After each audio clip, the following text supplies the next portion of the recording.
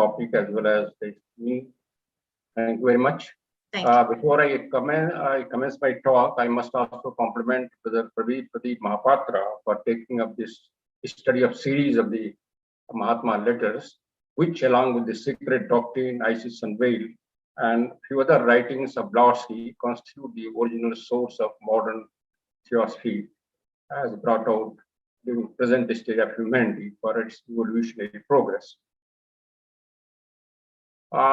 As many of you know that Mahatma letters, in what background they came and to whom they came, all these must have been already covered. And these letters individually, they contain some of the events of those days when theosophical society is evolving, was evolving, and some of the contradictions which were coming at that time. On that also, Mahatma giving the advice for how to organize the lodges and the sections properly, and also certain individuals who were behaving in different way as a human nature. So they're also to be tackled. Then there are Western Orientalists were there who had already interpreted many of the Eastern teachings, Eastern spiritual teachings of Buddhism and Hinduism to their mind correctly, but actually there were a lot of mistakes and errors and disjointments in that. So one of the purposes of Mahatma's letters was to bring out light or clarification on those errors or misinterpretations, so that the Western mind is not bogged down by the wrong interpretation, by the wrong ideas of the Eastern spiritual teachings.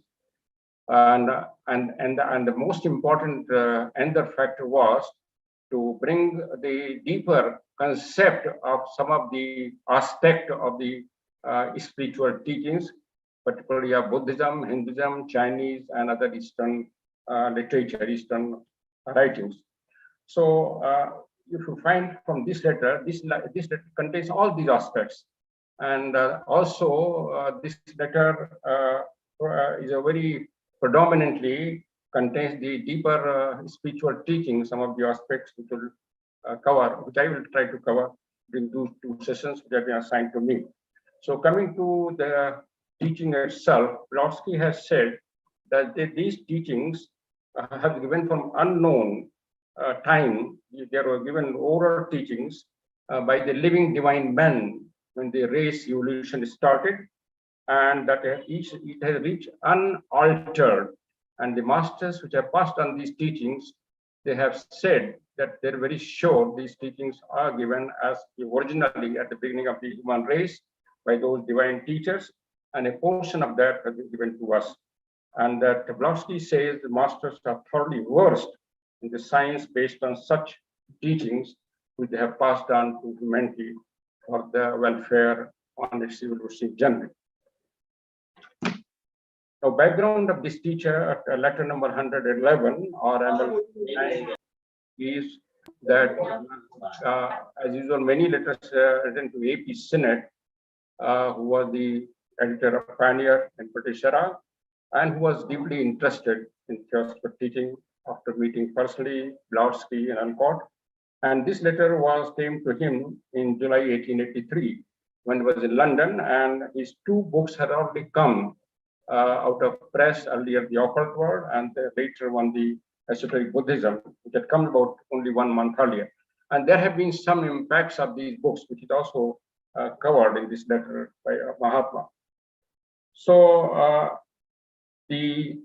first he start with whatever shortcomings my always indulgent lay chela may have to charge me, he will, it appears, credit me with having given him a new source of enjoyment. Now, charge me.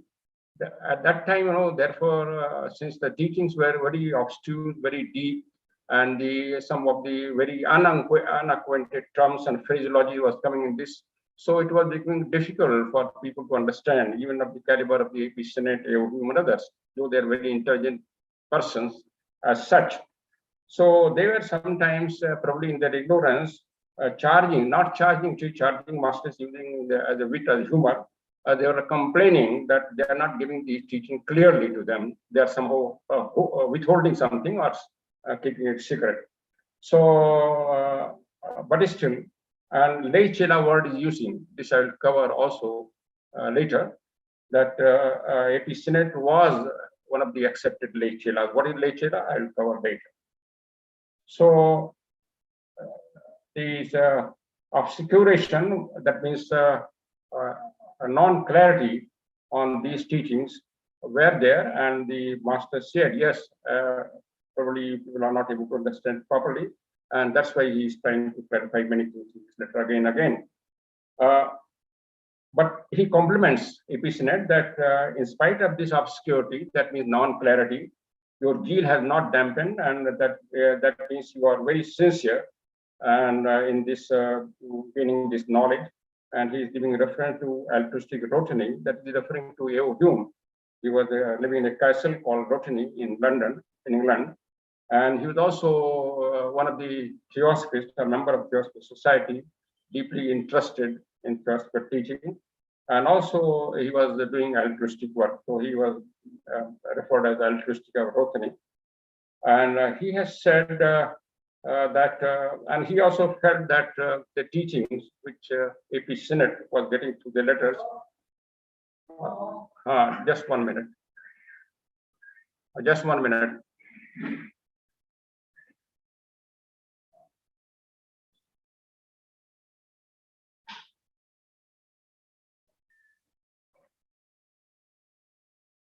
So, is it that the whole atmosphere, that mental environment of AP Senate, who have been giving this teaching, is surcharged with the effect of the Sancte Akasha. Sancte is the second largest town in Tibet after Lhasa. As you know, Madame Blavatsky got his teaching in the Tibet with the master's ashrama, and Tibet has been considered and is still even now considered the seat of the spiritual teaching, and many masters living there. So both Lhasa and Sancte where many of the masters or many of the chelas were living there homes. And that naturally their Akasha is there, impregnated with the spiritual teachings, and whatever they recited and talked about there, it is there. So it is a custom among some good people to glance back at their lives. Now he says, again comes to AP Senate, that if you now look back to your life, which you have been leading earlier, normal life as editor, as a personal, as a human being, as a home, as a householder, all that thing. And now if you compare your mental status or mental state in which you are there after receiving all these teachings so far, then you will see that what change, internal change has brought with you. And probably your effort will be very useful, though at the present time, many people are criticizing also effect what is being brought about by your writings, your letters. But finally, you will enjoy the Devachan benefit, and then you will know your real self. And there is quoting one for Vedantic philosophy, Atmanam Atmana Pasya. To know itself, even as a shining light, requires no light to make itself perceived. That means finally a man knows himself really when he gets free from the physical vestures, physical longings, physical attachments. And that is what Mahatma is saying, not necessarily when he reaches Devachan, when he becomes free from the attachment, from the physical attraction and attachment, which has been the normal life earlier.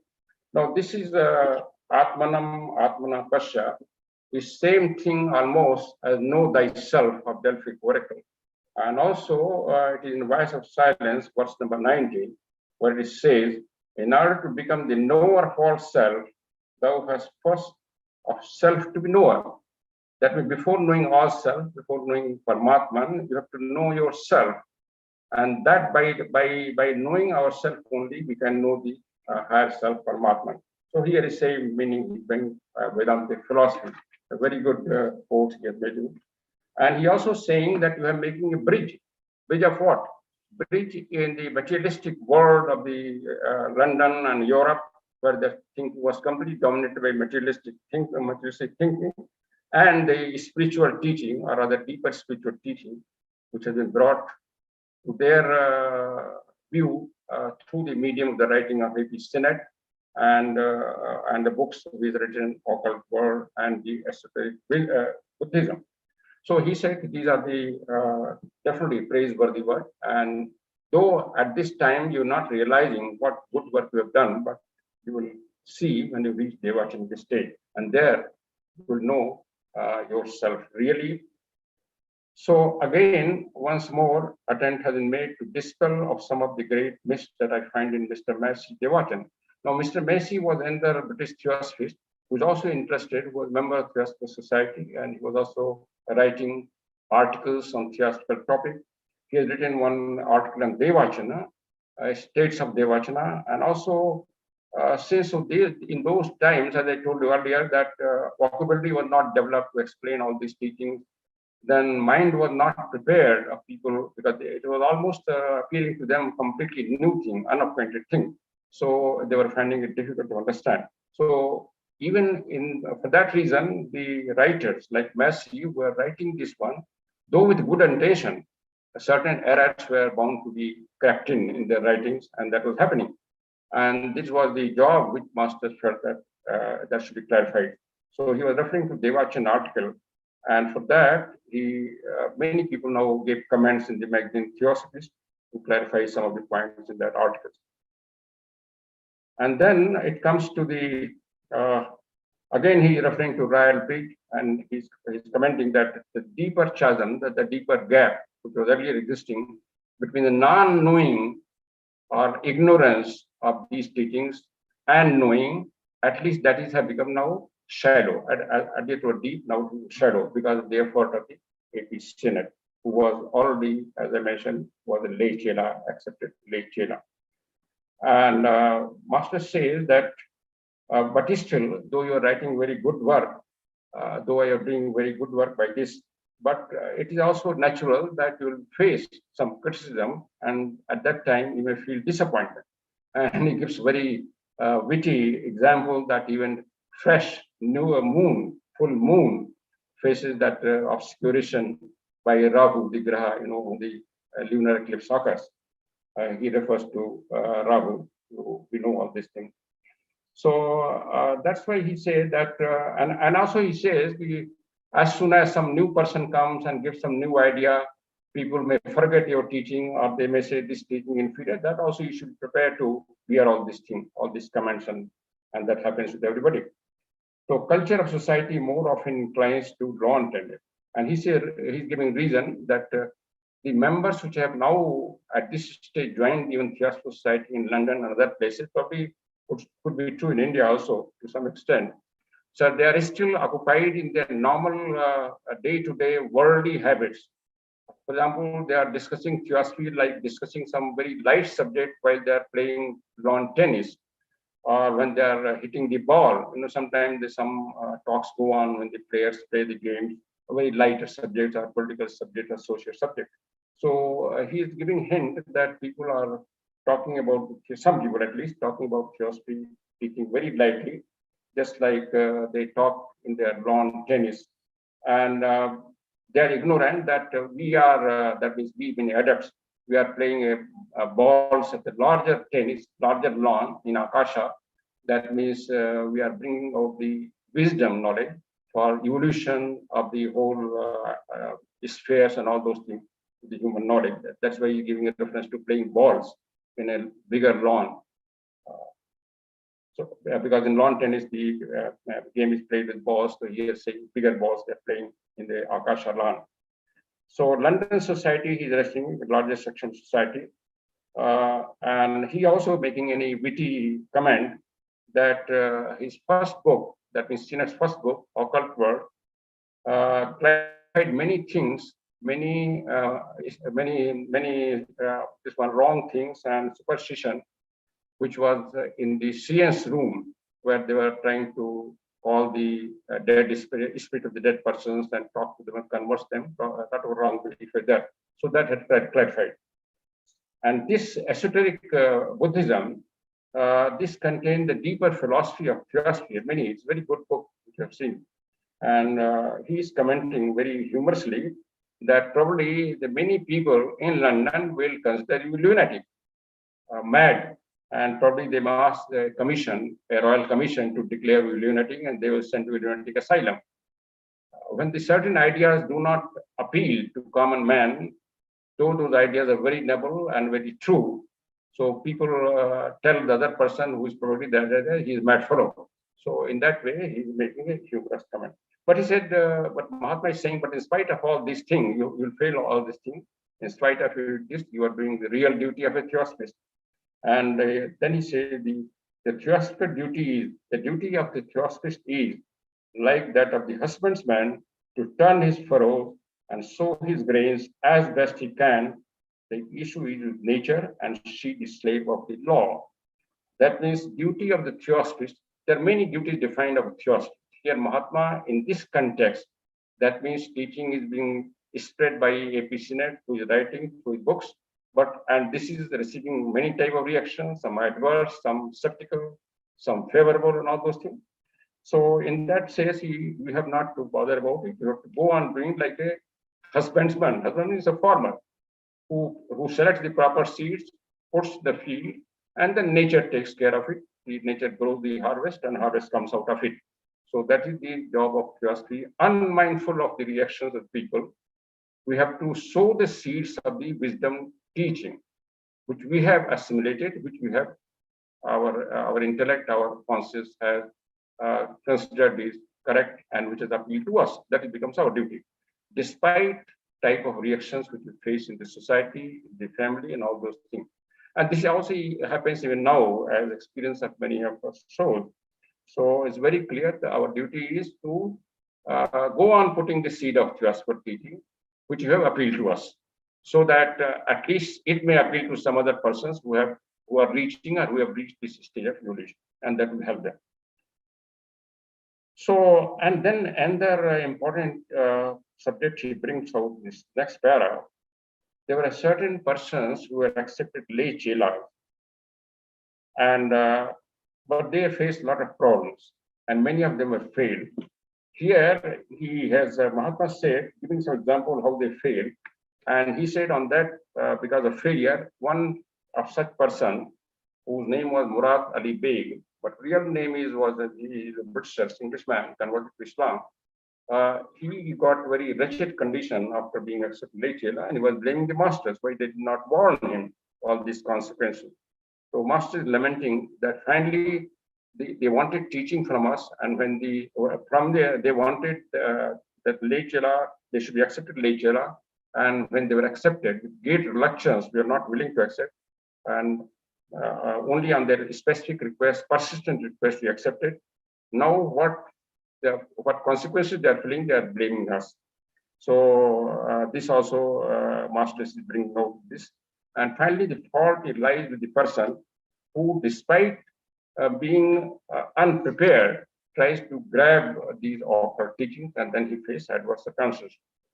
And then Master says that we have asked Blautsky to write an article, Chela and Lay Chela, to clarify the dangers of asking for chelaship prematurely, and also to warn people that they should prepare them in what areas, in what dimensions before asking for chelaship. So this is a very good article, and I will share some of the paras of this article with you, because this is also an integral part of the Master's teaching. First of all, what is Chela? Who is Chela? Chela, we know it's a disciple, but here in the article, Blautsky defines very precisely.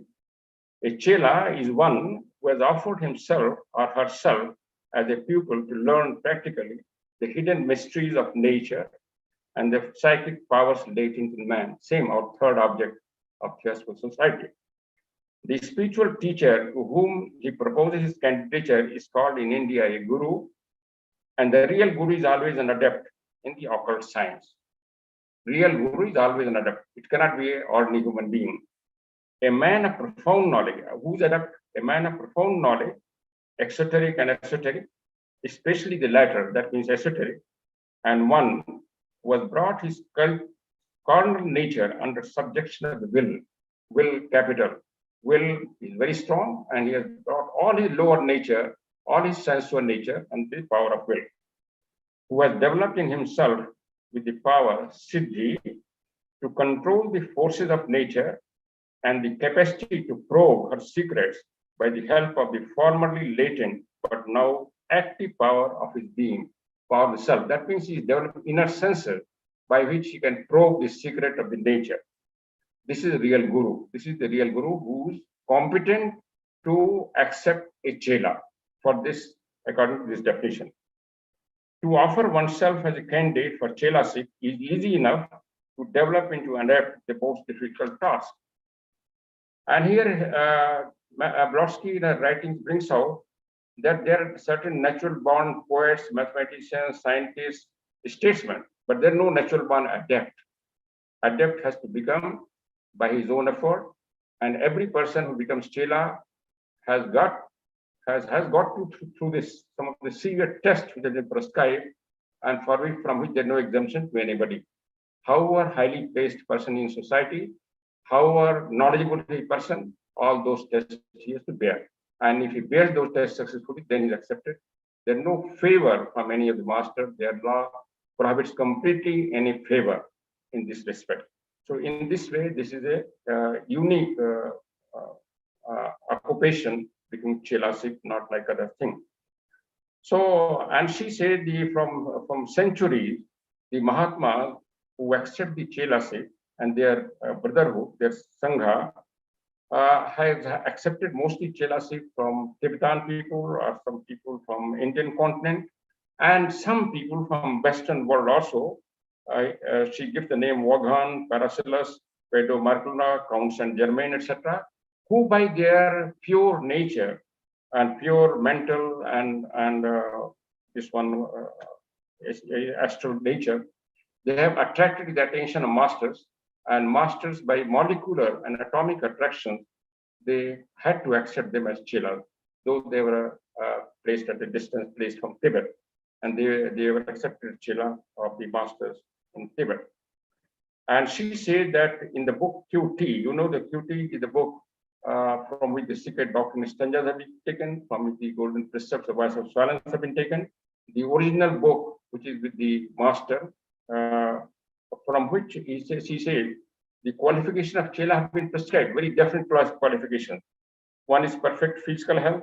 Second is absolute mental and physical purity.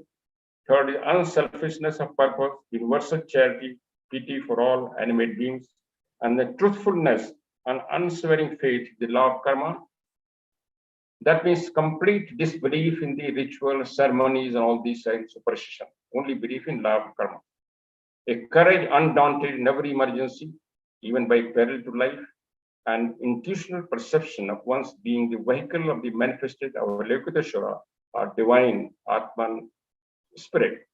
Then claim indifference, calm indifference for but a just appreciation of everything that constitutes the objective and transitory world. Though he has crossed certain worldly limits in our knowledge, perception, spirituality, but he or she has to appreciate properly the people and things at different level. He has not to condemn it. That's one of the qualifications. And then Madame Blonsky has added two also more blessings of both parents. That before offering to chela, he or she must get blessing of the both parents. If one parent is dead, then other parent who is alive, whose blessing is necessary. Chelasip cannot be asked for in disregard to the parents' wishes. That is one condition also there. You must remember the story of Shankaracharya, who had to somehow camouflage his mother to get the permission to become a sannyasi. Then another, she says, celibacy and freedom from any obligatory duty.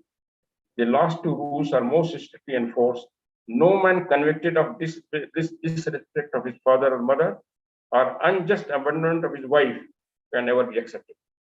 That means if you have got a spouse, you cannot just abandon to become chela. That is one of the also conditions put it here. And unless it is a mutual agreement, and that thing a different thing. Just like in case of Brodsky, it was there mutual agreement that Brodsky will take a separate path. So these are the conditions prescribed by for Chela, and very strict condition. And she said it is no relaxation is given except in condition 1, that means perfect physical health.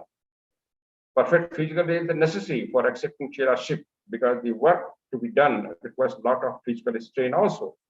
But many people are not perfecting physical health. So in that case, masters have got some latitude to give some relaxation in that respect, in no other thing. And then she said, when the self-evolving ascetic, whether in or outside the active world, had placed himself according to his natural capacity, where beyond and above Sharira, body, Indriya, senses, dosha, thoughts, dukkha, pain, and ready to become one with the manas, Atma, Buddhi, Manas, soul, then he should consider himself that he is fit to offer himself as Chela. That means first he has to test himself, examine himself, whether he is fulfilling these qualifications.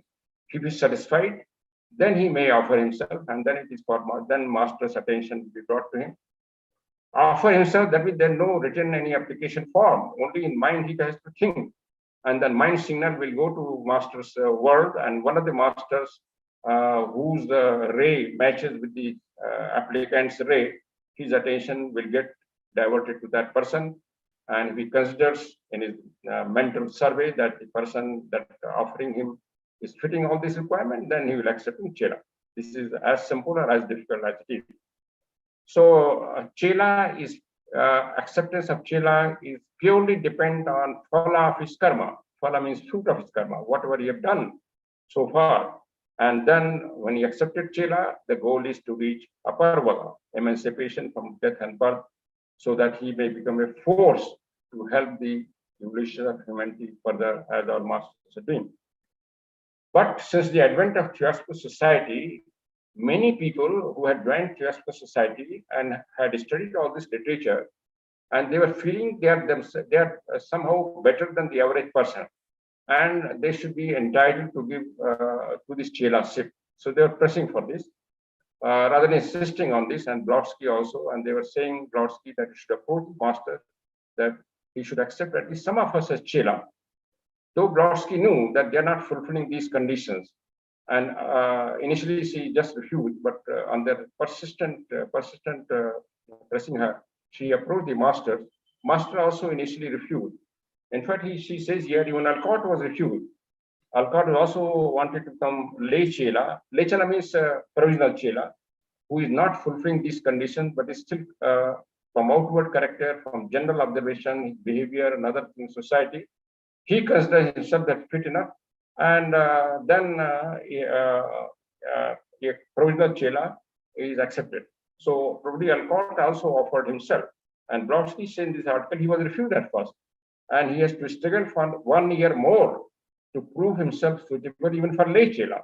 Then he and few others were accepted lay Chela purely as a provisional arrangement, but they were warned certain conditions will have to face, certain tests will have to face, and only when passed, then you will be accepted as regular Chela. Now, what happened in this lay Chela? Many of them were married, many of them were single, many of them very knowledgeable, many of them were pure character, but many of them were outwardly pure character, but inner character or inner feeling, they had not get rid of all those things, sensual feelings, other things. They were there, like average human being. So the result came that very disappointing results came finally, because Brodsky said in this article, and Master also said in the letter, there is one very severe rule in the Chela-ship. As soon as man is offered Chela-ship, man or woman, and Master accepts it, then a law works, which cannot be changed by any adept. The law is that all the hidden qualities, bad or good, will come out. Earlier, if I was having some bad quality, I was trying to cover it by my smile, by my social etiquette behavior, and that was not noticeable. People were accepting me as better human being, as better man, better woman. But now I cannot cover that. I cannot have a polish or varnish over my character. The character will come out. So many of people, since they are not fulfilling really those conditions, those varnish got off, peeled off, and their bad characters and bad emotions and bad their passions, they are coming out and they create a lot of trouble. Now, some of the examples she is giving here. This is terrible law in operating, which brings out. And she said there is a good saying that let sleeping dogs lie. See, there's a meaning in that whatever kamjoria, whatever weakness we have in, let it lie sleep. Let it not provoke by these accepting prematurely chelarship. Otherwise, more harm will be done than benefit which we have anticipated from chelarship. So she gives an example. What happened? One who undertakes to try chelarship by that very act arouses the lashes to the desperation, every sleeping passion of his animal nature. And to be or not to be, to conquer means adeptship or to fall down many stages below. There are only two options. If he passes, he moves to adeptship. If he fails, his progress is regretted. And for many births, again, he will have to make attempts. The chela is not only called to face a latent evil propensities of a nature, but in addition, the whole volume of maleficent power of the community, of the country falls upon it. This is another thing.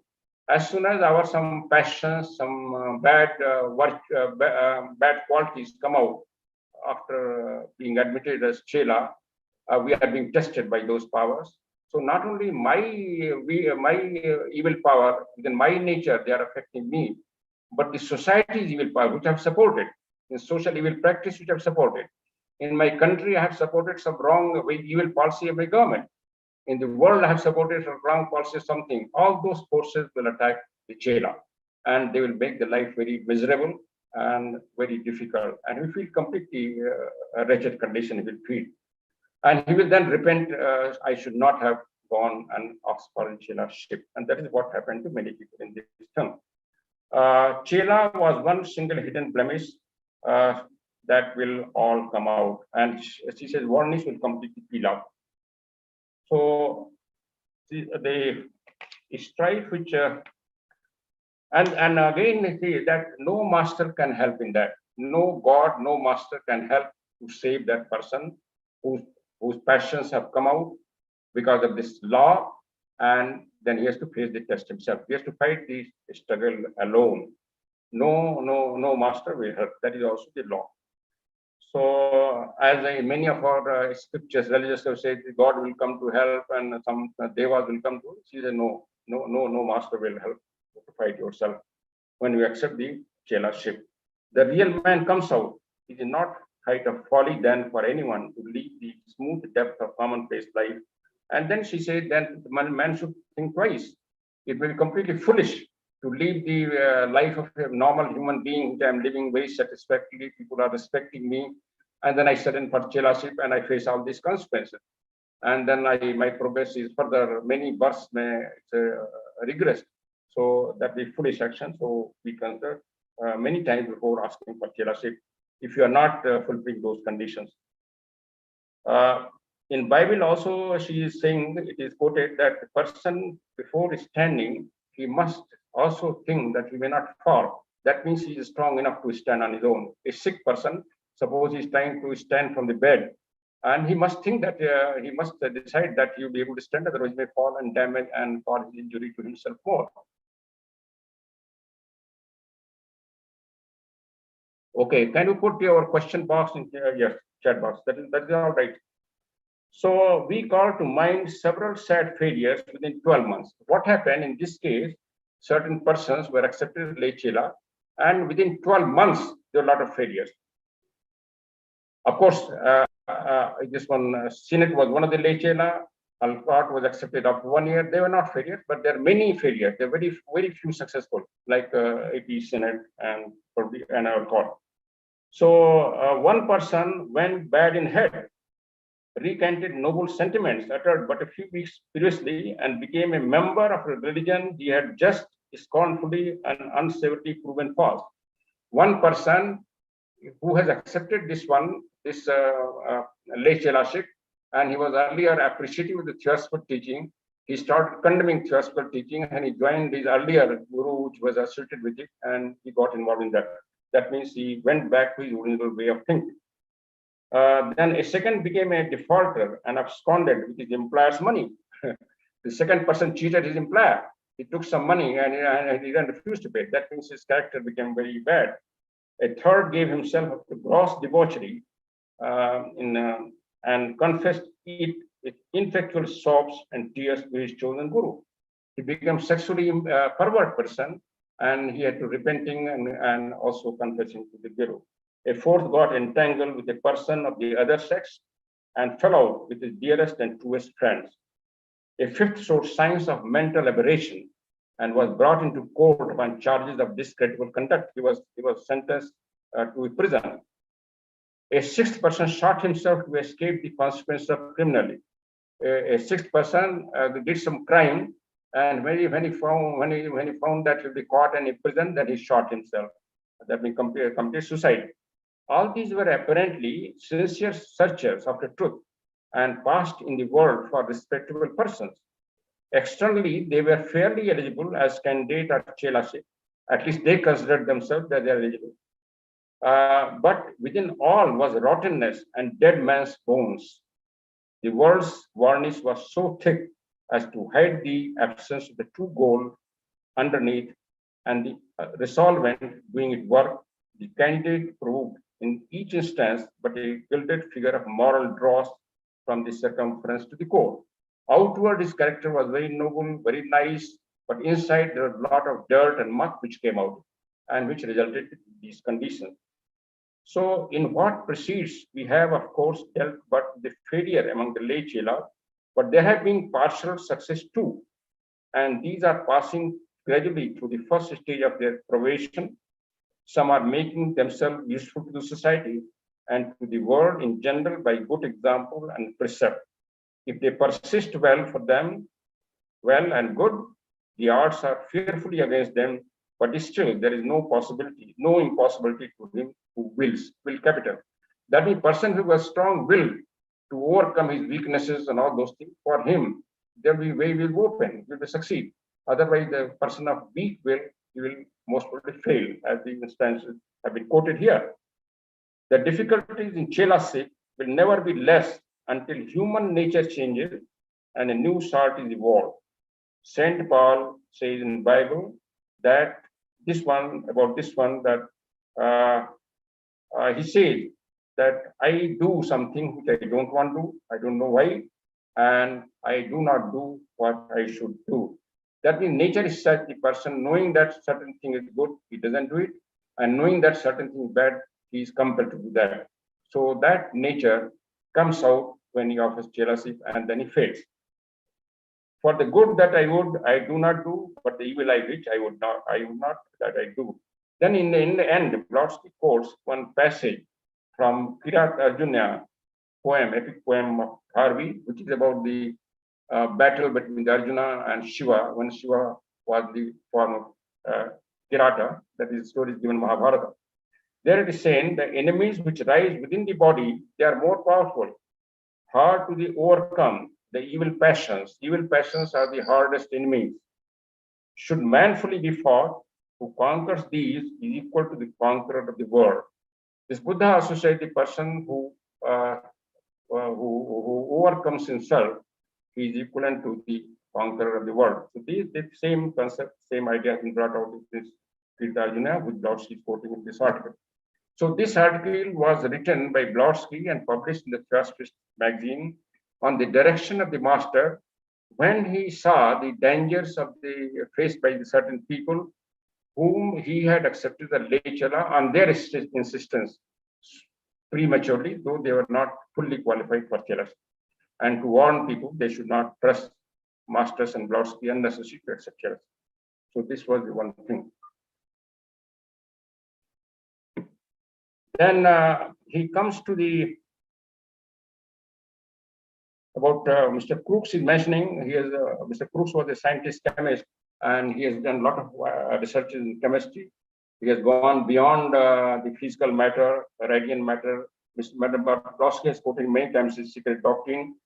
And the master also praises him in this letter that he's a discovered radiant matter, that means etheric matter, and but still three states more of matter, physical matter, has to be discovered. Three states means first level of ether he has discovered, and three more ether level has to be discovered.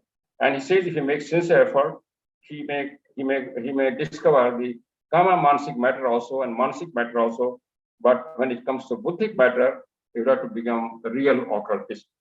Presently, he is moving towards occultism, but then he has to become a real occultist before discovering the buddhic matter, which is the latent, which is the energy given for pure expression of the manas principle, or which is the vehicle of Atman. So manas, pure and simple, is of lower degree and of the earthly. And so your greatest men count but non-entities. Mahatma says your greatest men, that greatest scientists, who are very much worse in their scientific discovery, they have no value in this occultism unless they have got tendency towards occultism and prepared to consider all these ideas and try to work on this. Then only they can be of help and assistance to the master's work. And they must have element of success in their nature. Element of success must define it. Intense desire to know the occult nature of the universe. That intense desire should be there. Then only they are capable of knowing this thing. The intense desire should be there.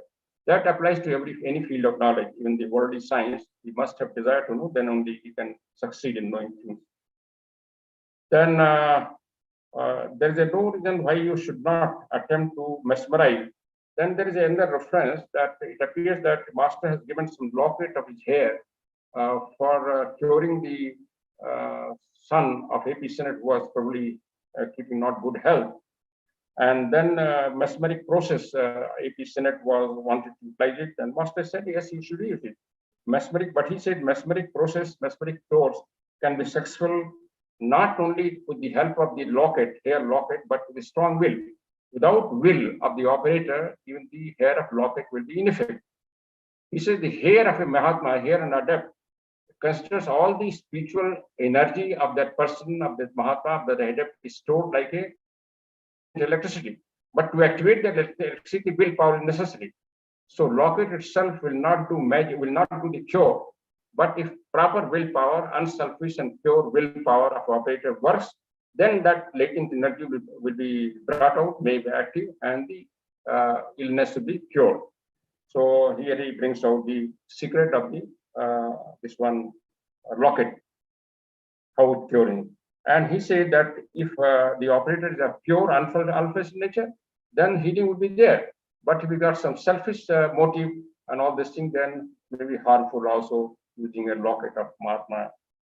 Now that you are the center of modern Buddhist exigencies, personal relations with some of the clever. Now, another important aspect is bringing out here that certain Oriental philosophers, Oriental scholars of Europe, of particularly UK, like Rice Davis, he had written a book of Buddhism, where he brought, though he was a very great scholar, very well-read scholar, at many places he has been praised also. But in this case, the master said a lot of wrong conclusion he has drawn from Buddhist philosophy, because he has brought out in his letter Buddhism that Avalokiteshvara is a personal god, regarded as personal god by Buddhists, and that he master said that is absurd.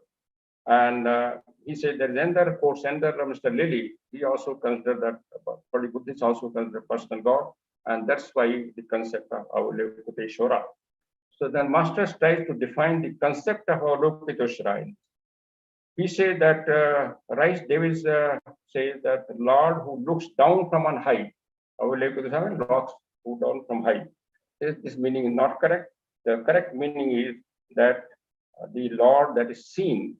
He said Avalokiteshvara is the logos, which is seen, which can be seen by the person who has reached up to a certain stage of spiritual development. He is seen by all. And it's not that, translation, not that he's looking down. Looking down can be by the person who was expecting something from you, and then he can look down. to you, blessing something. He is a completely impersonal type of character. He is just looking on the whole universe. So that is the meaning of. So and then he tries to explain the Avalikuteshwar, the universal principle, universal buddhi, is the aggregate of Dhani Chauhans, is omnipresent universal spirit, seventh principle in man, Atman, and seventh principle, cosmic principle, that is the Avalikuteshwara in Buddhism. The spirit of God dwelleth in you. That means our higher self is Avalikuteshwara. And then he refers to the he says he has made also mistake in grammar when he's saying he's seeing, he's not seeing, he's seen. So that grammatical matter there is quoting this this past particle principle. Then he said that he is a self-manifested, and he is equivalent to watch or the sun of the manifestation of eternal self. That means Paramatman and Jivatman. He is both father and son. And then he says also clarifies another conception, probably like Davis and another person, Mr. Lille, they equated him some female deity of Quan Shin in Tibet. He said that is also not correct. Quan Shin is a male deity and Quan Yin a female deity accepted. And both are aspects of this logos, because every logos has a dual gender, male and female, Purusha and Prakriti. So what a common root Aristotelians, I say this is the wrong belief that our Lokuteshwara concept has been also distorted in this book, and that's why he's trying to clarify it. About this Avalokiteshvara, Blavatsky has also brought out very important passages in this secret doctrine and writing. He said the onlooking Lord in the exoteric interpretation is the Padmapani in Tibet, the first divine ancestor of Tibetans, the complete incarnation of the avatar of Avalokiteshvara. But in esoteric philosophy, Avaloki, the onlooker, is the higher self, while Padmapani is the higher ego or manas. The mystic formula Om Mani Padme Hum is specially used to invoke their joint help. Joint help means this higher self and higher ego. That means our ego and our Atman. While popular fancy claims for Avalokiteshvara many incarnations on earth and sees in him, not very wrongly, the spiritual guide of every believer, the esoteric interpretation sees in him the Logos, both celestial and human. Therefore, when the Yogacara school has declared Avalokiteshvara as the Padmapani to be Dhyani Bodhisattva of Amitabha Buddha, it is indeed because the former, the spiritual reflects in the world of form of the latter, both being one in the human and the earth. That means the summary of this, that the Atman, which is our seventh principle, is a projection of the Paramatman or Avalokiteshvara, and both are one. Same as Buddhist philosophy. I am Atma, Brahma. Same concept of Avalokiteshvara. I am Atma, Brahma. So then that place said that esoterically the Dhyani Buddhas are seven, of whom five only have hitherto manifested, and two are to come in sixth and seventh root races. They are, so to speak, the eternal prototype of Buddhas who appear on this earth, each of whom has a particular divine prototype. So, for instance, Amitabha is Dhyani Buddha of Gautam Shakyamuni, manifesting through him whenever this great soul incarnates on earth, as he did in Tsongkhapa, as the synthesis of seven Dhyan Buddhas, and Avalokiteshvara is synthesis of seven Dhyani Buddhas who will guide each race on this planet. His synthesis, that means he will continue for whole evolution on this earth. So he also represents one life from the unknown, same Paramatman. He's a ray of Adi Buddha. And Parabrahman is the one essence from which it starts into existence, a center of energy, which is Avalokiteshvara, which is sun. In esotericism of Vedanta, Davi Prakat, the light manifested through Ishvara, is Logos. The Logos is at one end, the same time, the mother and also the daughter of the Logos, the Varmam of Parabrahman. The moon Prakriti and Parabrahman are one, and Logos represents these Avalokiteshvara or Logos represents both of them, and also represent the third aspect, third manifestation, That means the connection between the matter spirit. That means energy, Devi Prakrit. So he is a synthesis of the spirit, matter, and the connecting energy. For that means complete manifestation is of these three principles, which is inherent contained in the Avalokitesha or Logos or Paramatman. So in sum and substance, Avalokitesha is almost same as universal soul, Paramatman, or sun. And at the end of the page, he said he is both first and second Logos. The first and second Logos, we know the three Logos defined Greek philosophy. And Queen Shinin is the male component of the Logos and Queen in the female component, which is worshipped in some places in Tibet as female deity, and blessings are invoked of the female deity, and there are many monasteries devoted to her also. And this Avalokitesha will persist in whole Mahakalpa, and he will guide and oversee the evolution of whole Mahakalpa in this solar system. So these are the descriptions given out. I think with this, I will close my first session, and the remaining portion, I will try to cover the next session, because time is almost up. Thank you. Thank you very much, Brother Pandeyji, for explaining in detail the profound concepts contained in this letter. And not only in this letter, but you have also explained the concepts from the article Chelas and Lay Chelas, which is very important. So thank you very much for that. Before we move on to question answer session, I will request Sister Meenakshi for the Hindi translation. Thank you sister. नमस्ते. नमस्ते brother Pandey ji. आपने बहुत ही विस्तृत प्रमाण में इसको आपने समझाया है, तो मैं इसके कुछ ही पॉइंट्स यहाँ पर हिंदी में ट्रांसलेट कर रही हूँ. महात्मा लेटर नंबर 59 मास्टर के एज एपी सीनेट को लिखते हैं जुलाई 1883 में, जो उन्हें लंदन में प्राप्त होता है. मास्टर सीनेट से कहते हैं कि लंदन में थियोसॉफी के प्रचार व प्रसार द्वारा आप ब्रिटिश सदस्यों और महात्माओं के बीच की वैचारिक दूरी को मिटाने में सहायता कर रहे हैं. अपने पुराने समय की तुलना में वर्तमान स्थिति में आप स्वयं को बड़ा ही प्रसन्न और निरंतर व्यस्त पाएंगे. आपने स्वयं को बेहतर साबित किया है. यह आपके कार्यों का फल है, जिसकी यह शुरुआत है, और अंत आप देवाचन में महसूस करेंगे. तभी आप अपने स्वयं की अनुभूति स्वयं करेंगे, यानी सी thyself by thyself. और महान वेदांत दर्शन के अनुसार आत्मानम आत्मनाप्स्य का सही बोध होगा, यानी स्वयं को प्रकाशमान जानने के लिए स्वयं के बोध होने के लिए किसी बाहरी प्रकाश की आवश्यकता नहीं होती. आगे मास्टर कहते हैं कि यह हमारा दुर्भाग्य है और मुझे संदेह है कि क्या हमारे बारे में सदस्यों का संदेह और गलतफहमी से कभी मुक्त हो पाएंगे, क्योंकि प्रश्नकर्ता और उत्तरदाताओं को आमने सामने लाने का कोई उपाय नहीं है. मास्टर कहते हैं कि आपकी तरफ से हमें संतुष्टि है कि आप मेंबर्स और हमारे बीच की कड़ी का काम कर रहे हैं. आपके आशावान रहने से कार्य को गति मिलेगी. सोसाइटी के सदस्यों का सीमित नजरिया है, बल्कि महात्मा गणों का अथांग व्यापक. इसके बाद महात्मा कहते हैं कि सीनेट ने 2 किताबें लिखी थी, ऑकल्ट वर्ल्ड और एसोटेरिक बुद्धिज्म. मास्टर कहते हैं कि आपके पाठकों में से कुछ हमारे आश्रम की ओर आपके नेतृत्व में आने की संभावना है.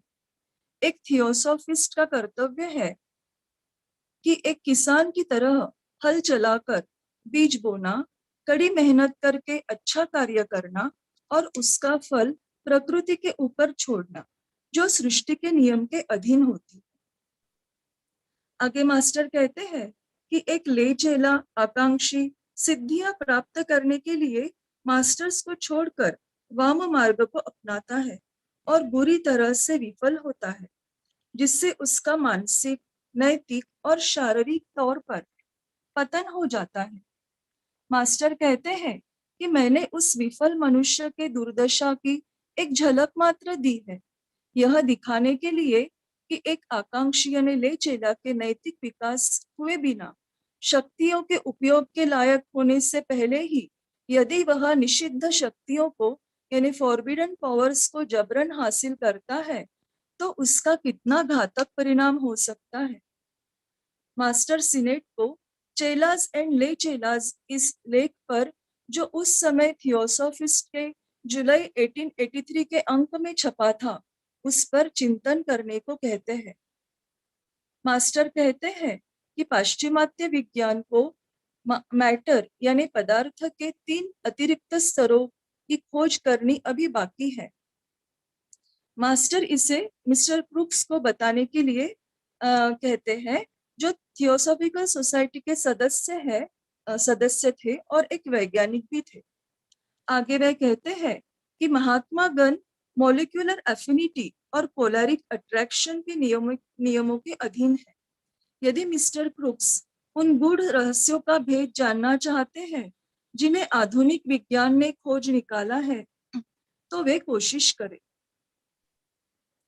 आगे वे कहते हैं कि यदि मिस्टर क्रूक्स कोशिश करने से थकते न हो तब उन्हें सबसे महान सत्य अपने उच्च स्व का बोध हो सकता है। लेकिन आत्मबोध होने से पहले उन्हें कई स्तरों को पार करना होगा।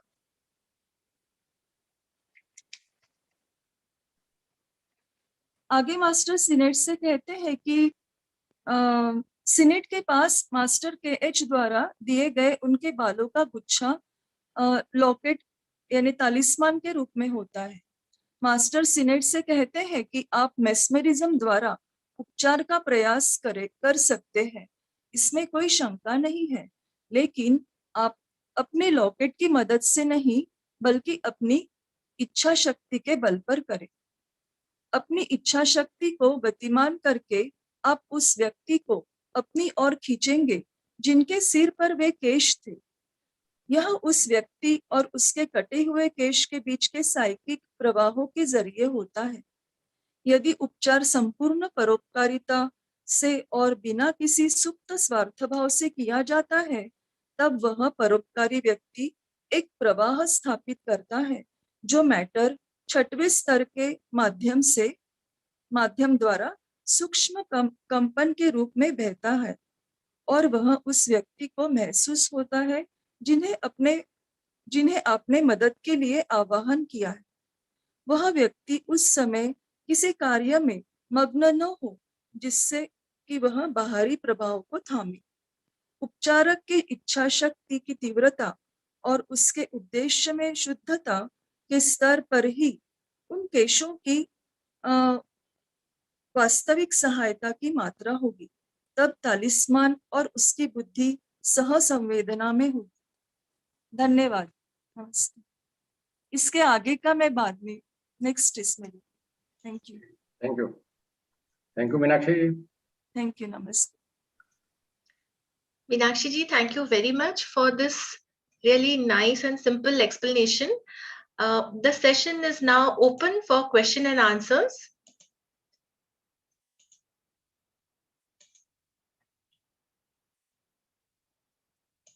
If anybody would like to discuss something, you may please unmute because I find no questions in the chat.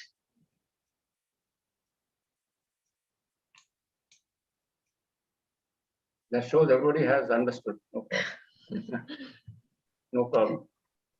No, sir, actually it is a very, very deep topic and people need to absorb what has been said. You have really explained it very well. Within the time constant, yes. Anyway, if any addition also there, I will welcome any comment.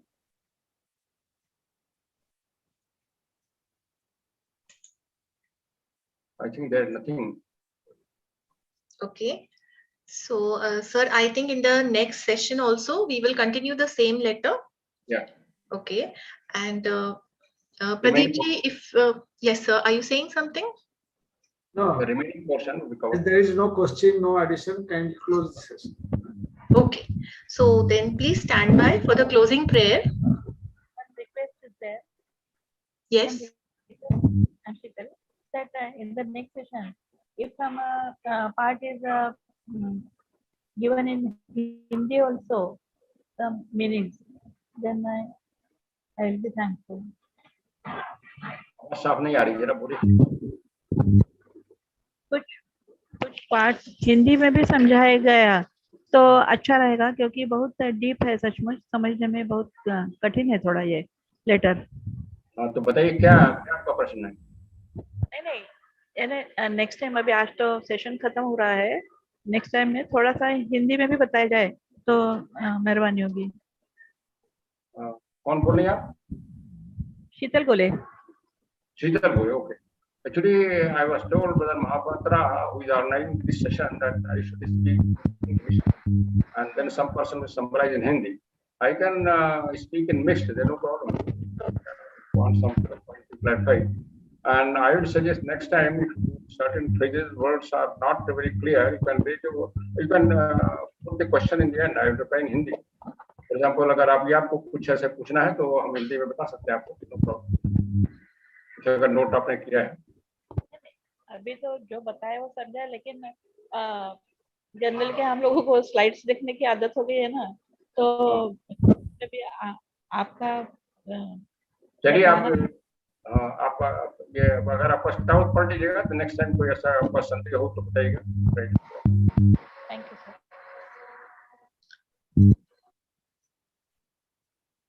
Right. Anybody else wants to add something?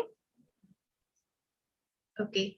If not, then we will conclude the session today with the closing prayer. Please join me for the prayer. Om Asito Ma Sadgamaya Tamso Ma Jyotirgamaya Mrityorma Amritangamaya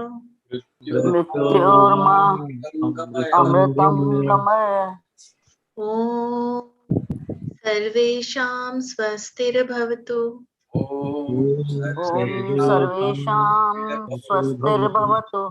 Sarvesham Shantirabhavatu Sarvesham